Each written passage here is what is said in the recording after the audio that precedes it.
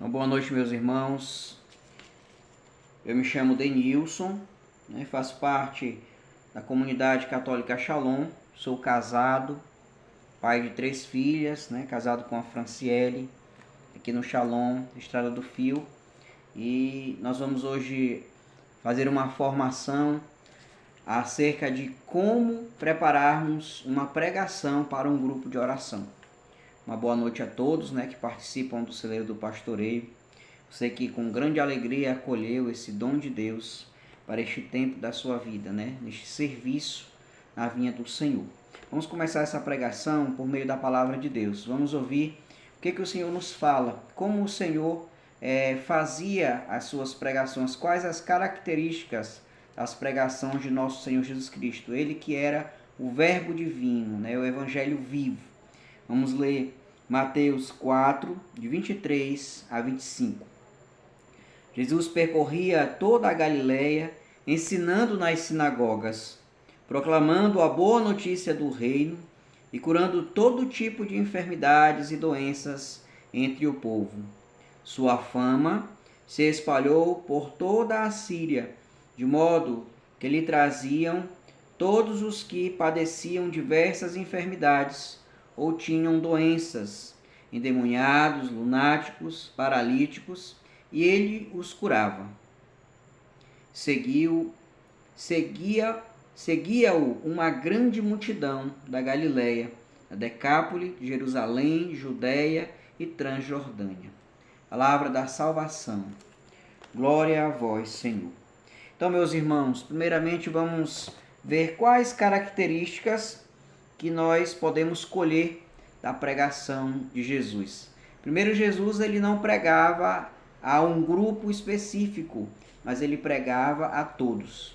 Então, diante disso, nós já podemos aqui entender que a nossa pregação para o grupo de oração também é uma pregação para todos.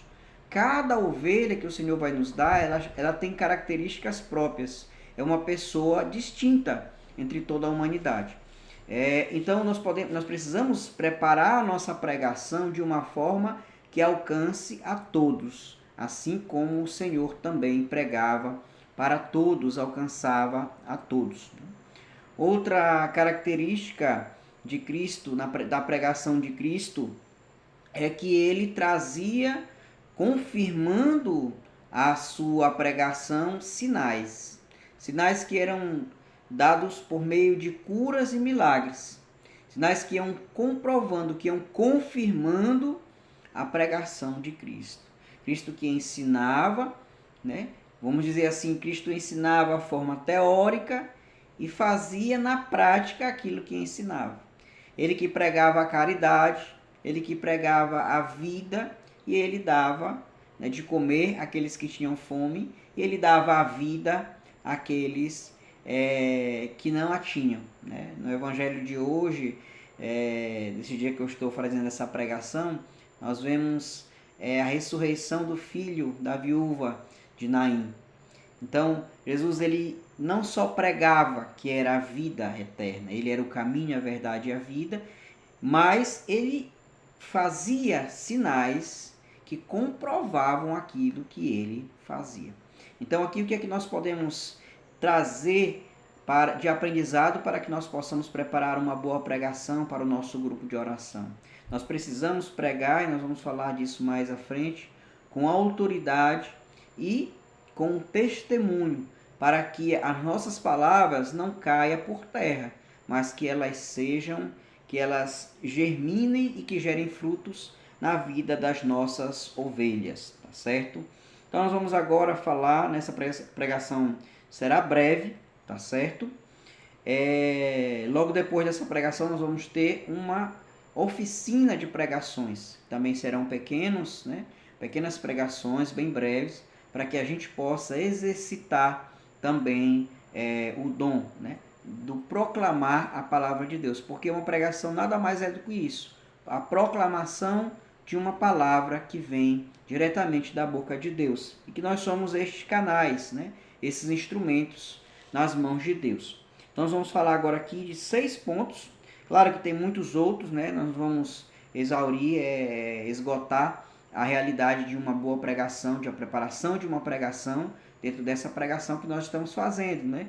Mas nós vamos abordar 6 pontos que em oração o Senhor foi colocando no meu coração para que nós pudéssemos abordar nessa noite. Então, o primeiro ponto é esse, né? Se você quiser anotar, rezar com o tema e pedir a Deus uma palavra. Nós começamos esta pregação por meio do Evangelho de nosso Senhor Jesus Cristo, segundo São Mateus. Então, é sempre muito importante que você traga a palavra de Deus. A palavra de Deus, ela é viva, ela é vida. E ela vai trazer vida à sua pregação. Ela vai trazer uma força que pode curar, uma força que pode libertar, uma força que pode salvar aquelas ovelhas que estão ouvindo a sua pregação. Então você, sabendo do tema, né? Claro, como é que você vai preparar a pregação? Normalmente você não vai preparar no dia da pregação, a menos que aconteça alguma coisa, né? Que lhe chamem para você pregar e seja uma emergência e você precise preparar ali em cima da hora aquela pregação.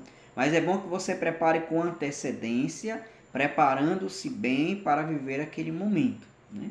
Para que não chegue ali, esteja nervoso, não consiga aplicar a pregação ou outra coisa do tipo, tá certo? Então, com antecedência, você vai pegar o tema da pregação, que normalmente a pessoa que vai lhe pedir a pregação, ou no pastoreio, você vai pegar o manual do pastoreio, na sua fase de grupo de oração, e lá vai estar bem direitinho como é que você vai fazer a pregação. Tem alguns subsídios, né, que são dados a nós, alguns anexos que a gente pode estar pesquisando para que a gente possa realizar aquela pregação. Tem tudo esmiuçado, tudo bem colocadinho para que a gente possa realizar a pregação, tá certo? Então, você não precisa se desesperar, né? Porque no momento certo, se deixando conduzir pelo Espírito Santo, é Deus que falará por meio da sua boca, tá certo? Mas um ponto muito importante, como eu disse, o primeiro ponto é você pegar o tema e rezar com aquele tema. E rezando com aquele tema, pedir a Deus, que Deus lhe dê uma palavra. Eu, particularmente, né, eu sempre gosto de rezar. Eu acredito que a palavra de Deus ela é sempre atual, certo? Então, normalmente, quando eu estou chamado para pregar, eu prego com a liturgia daquele dia. Ou com a primeira leitura, ou com o salmo, ou com o evangelho em si, certo? E eu busco pregar em cima daquela liturgia. Mas Deus pode lhe dar, né, qualquer outra palavra. Por exemplo, a palavra que eu acabei de ler não é a leitura de hoje, né? Eu citei aqui o evangelho de hoje já, como exemplo, né, de um sinal que Jesus fez após a sua pregação. Ele dá esse sinal de ressurreição. Mas eu pedi a Deus uma palavra, né? E Deus colocou no meu coração essa palavra de São Mateus, né? Que vem trazendo algumas características da pregação de nosso Senhor Jesus Cristo. Então, rezar com antecedência com o tema, certo? E pedir a Deus uma palavra, para que a partir daquela palavra você desenvolva a sua pregação. Primeiro ponto. Segundo ponto, suplicar a graça do Espírito Santo que irá falar por você. Meu irmão, minha irmã, em uma pregação quem deve falar é Deus. É o Espírito Santo que sairá dos seus lábios e que falará e que tocará o coração daquelas ovelhas. Porque você pode ter as melhores palavras do mundo. Você pode ser aquela pessoa com a melhor formação acadêmica do mundo. Mas isso não significa que você é um bom pregador. O que é um bom pregador? Aquela pessoa que anuncia a palavra de Deus, nada mais do que isso. A palavra de Deus e aquela palavra que, ao sair dos seus lábios, toca e transforma a vida daqueles que estão lhe ouvindo, no caso das suas ovelhas. Você precisa pedir a Deus essa graça de se deixar conduzir pelo Espírito Santo na sua pregação, certo? Dentro dessa realidade agora, eu me lembrei que uma vez eu fui fazer uma pregação, né? E quando eu cheguei lá, no local, eu tinha preparado a pregação, estava tudo bem direitinho, já tinha a passagem que Deus tinha dado, tinha os pontos anotados, e quando eu cheguei lá, de repente, né, que eu me ajoelhei, a pessoa rezou por mim, naquele momento inicial, né, da pregação. Normalmente a pessoa que ele chama reza, no caso no No nosso caso, né, no pastoreio, o nosso núcleo vem e reza por nós. Ou se você for o núcleo, o seu pastor vem e reza por você antes da pregação. E naquele momento, quando a pessoa rezou uma Ave Maria por mim, Deus veio e falou no meu coração: você não vai, esqueça o seu caderno, feche, você não vai pregar nada do que você preparou. Você vai falar sobre a minha mãe. E sobre a minha mãe você vai pregar em cima desse tema, né? Então, se deixar conduzir pelo Espírito Santo, deixar-se conduzir pelo Espírito Santo. Lembro também daquele episódio, né, que todos nós acredito que conhecemos, onde Filipe é arrebatado e aparece próximo da carruagem de um eunuco etíope, né, que estava lendo o profeta Isaías. Ele lia e não entendia. Quando Felipe se aproxima e Deus fala, se aproxime da carruagem. Quando ele se aproxima, ele ouve e vê que aquele homem está lendo o profeta Isaías. Então ele pergunta, você sabe o que você está lendo? Você sabe de quem estão falando? E ele diz, não, eu não sei, porque não tem quem me explique. E ali, deixando-se conduzir pelo Espírito Santo, porque Felipe não estava naquele local, é o Espírito que o conduz até aquele homem. Então, da mesma forma, nós precisamos nos deixar conduzir pelo Espírito Santo para tocar a vida daqueles que somos chamados a pastorear. E Filipe toca a vida daquele eunuco e ele pede o batismo, se converte e com certeza, né, ganha o seu céu por meio da abertura de coração e por deixar-se conduzir pelo Espírito de Filipe, né? Depois a palavra diz que Filipe volta, né? Ele é arrebatado e volta para onde ele estava antes daquele momento. Então, o segundo ponto da pregação, preparar uma boa pregação, suplicar. Suplicar, é um momento de oração. Você vai suplicar o dom do Espírito Santo para que ele venha e fale em você. É sempre bom você chegar um pouco antes na pregação, né? E você ir ali no momento, ali no local reservado, por exemplo, numa capela, né? E fazer aquele momento de entrega da sua pregação nas mãos de nosso Senhor Jesus Cristo e se deixar, pedir a graça, né, de se deixar conduzir pelo Espírito Santo, tá certo? Por exemplo, você está no grupo de oração, né? Vamos para o celeiro do pastoreio. Você está no seu grupo de oração, Denilson, como é que eu vou fazer isso? Eu vou chegar, já vou estar lá no grupo, né? No dia que você for pregar, peça para outra pessoa do grupo conduzir a oração. Peça para o seu núcleo conduzir a oração. Eu sou o núcleo, peça para o seu pastor conduzir a oração. E se você achar que é agradável para você rezar junto com eles, você reza. Senão você se recolhe num local separado, faz ali o seu momento de entrega a Deus, consagra a sua pregação e retorna para aplicar a pregação. Tá certo? Terceiro ponto. Isso aqui é muito importante, ter atenção com o tempo da pregação, né? Estou pregando para vocês, normalmente dizem que eu falo muito, né? Estou pregando aqui, na minha frente está o cronômetro, né? Para mim não passar do tempo da formação de hoje, né? Que nós temos em média de 30 a 40 minutos para dar essa formação, tá certo? Se Deus quiser, nós vamos cumprir com esse tempo, né? Para que eu seja também testemunho para vocês. Nós precisamos nos atentar, meus irmãos, ao tempo da pregação.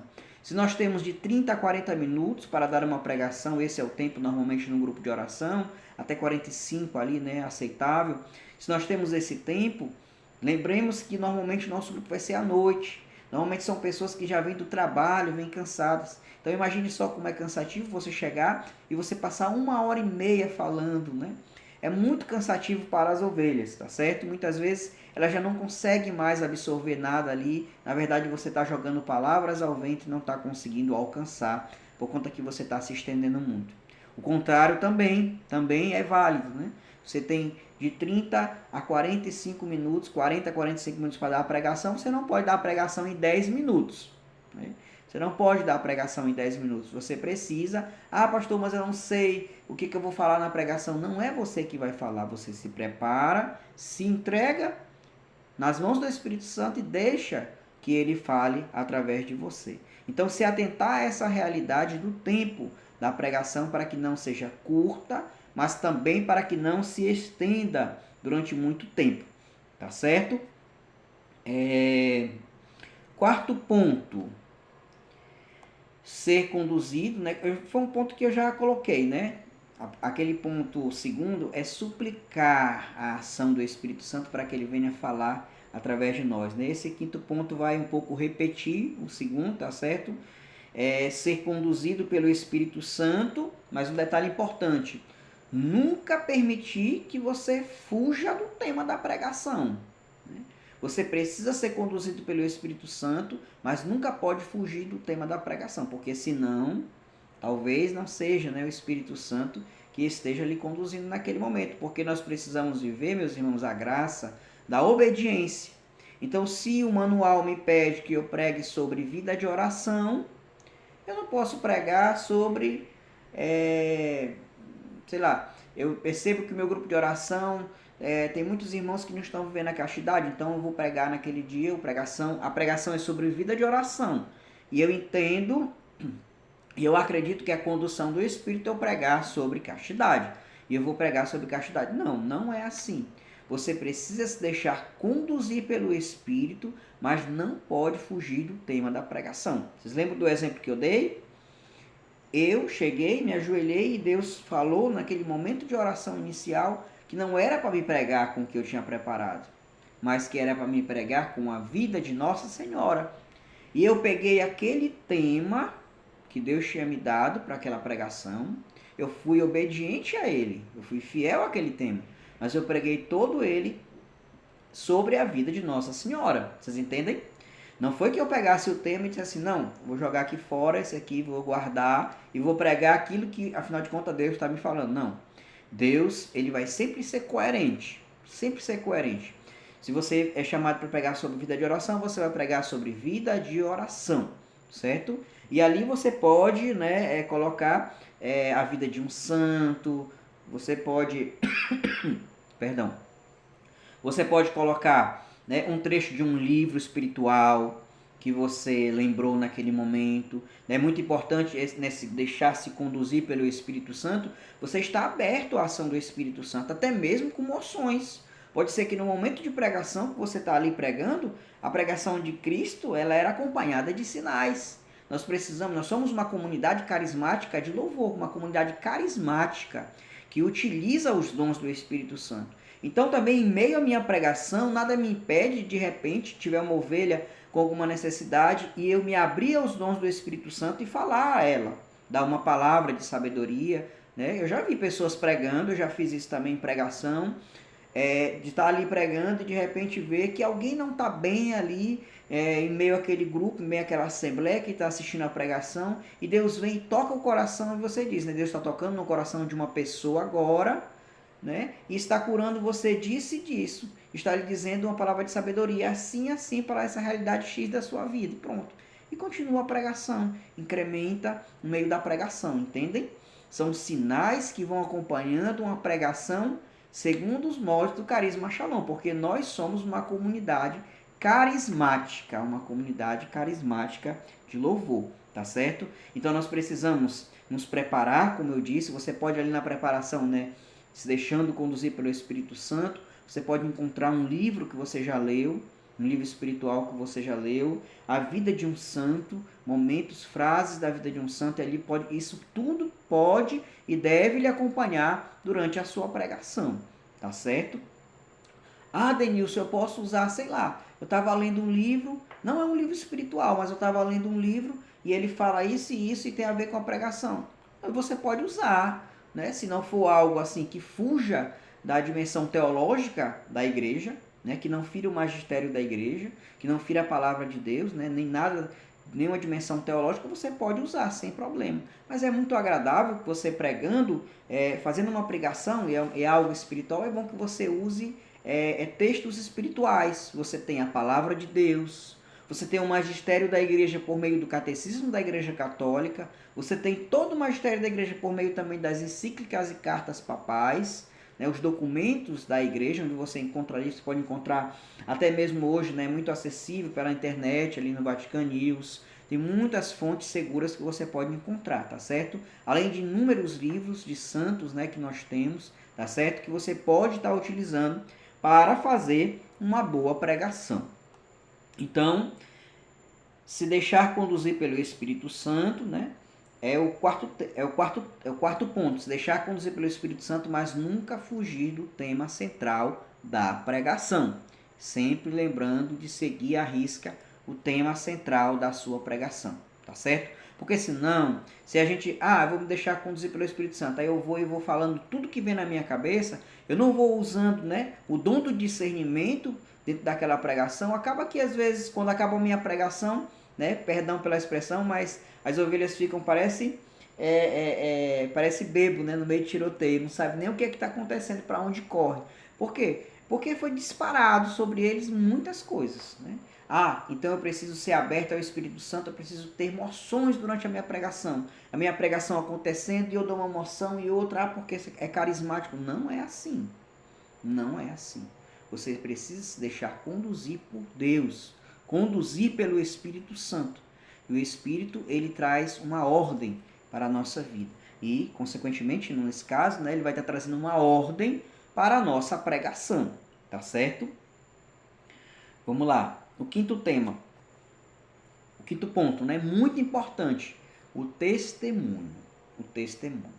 Certo? O testemunho é muito importante. Muito importante. Vocês lembram que tem uma parte onde Jesus vai à sinagoga no sábado e ele pega, né, o livro da lei para ler, pega a Torá, né, para proclamar, e ele encontra a parte ali no livro do profeta Isaías que fala exatamente dele. Que falava, né, que ele veio para curar os enfermos, para libertar os escravos e tal, e tal, e tal, e tal. E aí depois ele fecha a palavra, todos olham para ele, todos ficam com olhos fixos nele, e ele diz, hoje se cumpriu essa palavra. Quer dizer, ele está proclamando aquilo que ele é, aquilo que ele veio fazer na terra, a sua missão, aquilo que ele é. Entendem? Então ele está dando ali o seu testemunho de vida. Por isso que tem poder, tem autoridade a sua palavra. Porque ele traz o seu testemunho vivo. Ele próprio é o Evangelho. Então como é que nós vivemos isso dentro da nossa pregação? Por meio do testemunho. O testemunho não é simplesmente eu chegar e contar um fato da minha vida dentro da minha pregação. Isso é um testemunho? É. Mas o testemunho, meus irmãos, é o testemunho de vida que eu preciso ter para com aquele povo que eu estou pregando, para com aquela palavra que eu estou anunciando.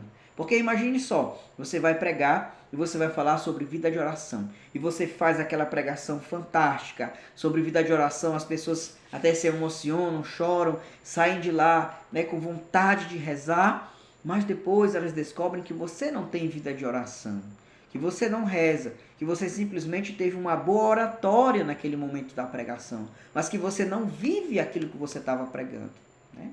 Ou então você está pregando sobre castidade, você está falando ali tudo sobre a castidade, todo mundo fica tocado, todo mundo ali desejo de conversão no coração, e quando as ovelhas saem naquele final de semana, uma ovelha passa e vê você, né, vivendo, por exemplo, o pecado da gula, que é um pecado contra a castidade. Aquela ovelha ele encontra numa churrascaria e ali você está esbanjando e está vivendo o pecado da gula, você não está sendo casto. Ou seja, caiu por terra a sua pregação. Aquela ovelha que poderia ser salva por meio daquele anúncio que você fez, você acaba matando, sufocando aquela ovelha. E aquela ovelha, dificilmente ela vai voltar. Porque como a gente diz, né? Você pode dar 1000 palavras, as melhores palavras do mundo. Mas se você der um testemunho, o seu testemunho é aquele que vai arrastar. Então, meus irmãos, dentro da nossa pregação, sempre é muito bom você trazer a sua vida. Você trazer a sua vida. Não como orgulho, não para bater no peito e dizer, olha como eu sou bonzinho, eu vivo isso e aquilo, isso aqui aconteceu na minha vida, aquilo ali. Não. Você precisa, movido pelo Espírito Santo, em oração, lembrar-se daquilo que você viveu, que é testemunho seu, que pode alcançar e que pode trazer salvação, cura para aquelas ovelhas na qual você vai estar aplicando aquela pregação. Então, o testemunho de vida, ele é primordial dentro da nossa pregação para que ela tenha êxito, né? É interessante, às vezes, a gente vê, infelizmente, já presenciei isso, pastores que pregam assim divinamente, né? O pastor, ele é mesmo que ser a boca de Deus falando. E você olha, o grupo de oração não cresce, as ovelhas não têm um desejo de santidade, as ovelhas não têm um crescimento. Pelo contrário, muitas vezes as ovelhas começam a abandonar o grupo e você se questiona, meu Deus, mas esse pastor, né, uma pessoa assim, prega tão bem, eu já vi ele pregando. E o que é que está acontecendo? Muitas vezes o pastor não vive aquilo que ele está pregando.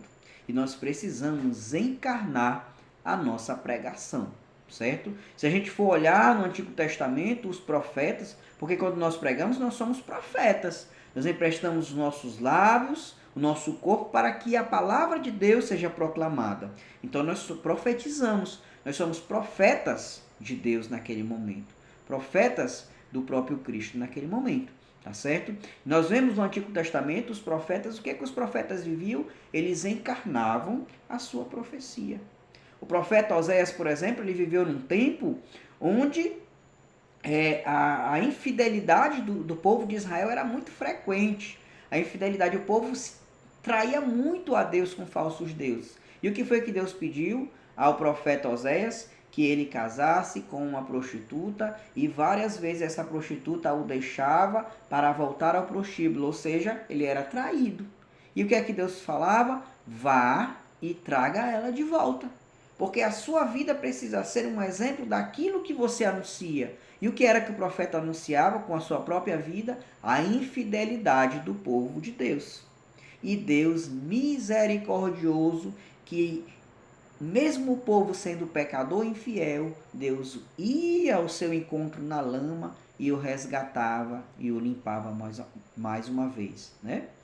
A gente vê, por exemplo, o profeta Jeremias, que viveu durante um tempo muito difícil do povo de Israel, e naquele tempo era muito forte a infertilidade do povo. O povo não crescia, o povo não tinha um crescimento espiritual. E o que foi pedido a ele? Que ele não se casasse, como um sinal de infertilidade para o povo. Ele encarnava a sua profecia. Da mesma forma, nós precisamos, com o nosso testemunho, encarnar a nossa pregação.